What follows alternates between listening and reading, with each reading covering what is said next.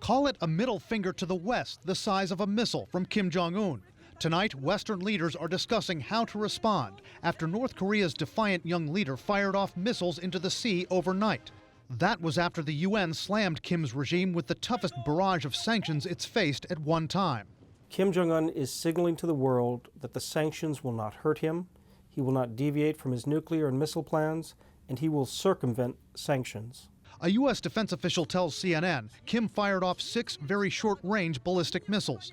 Tonight, CNN has learned the Pentagon is watching the situation closely and calling on Kim's regime to refrain from more provocation. But for 2 months now, there have been nothing but provocations between Kim and his enemies. He's tested a nuclear bomb and test-fired a rocket with long-range missile technology. In retaliation, the South Koreans shut down the Kaesong industrial complex they share with North Korea.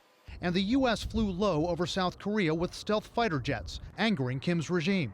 Kim's fight with the outside world comes as he's dealing with his own palace intrigue in Pyongyang. Kim's just replaced yet another general at the top of his military.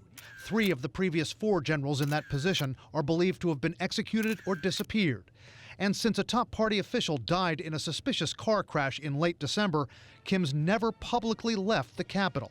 There are signs that there might be security issues around the supreme leader in North Korea. And one of those is him not leaving the capital of Pyongyang. In the capital of Pyongyang, he is guarded by a population of 150,000 troops. And there's all sorts of tunnels and secret places that Kim Jong Un can squirrel himself away.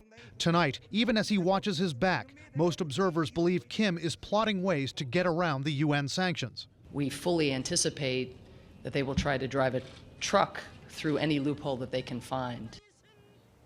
And again, back to our breaking news just moments ago. Kim Jong Un, according to the North Korean official news agency, ordered his military to be ready to fire nuclear warheads at any moment. But again, U.S. officials, weapons experts say they've not flight-tested long-range missiles enough to be ensured that they can survive re-entry into the Earth's atmosphere. It is not believed that Kim Jong Un has the capability of hitting the United States with a nuclear weapon at this moment.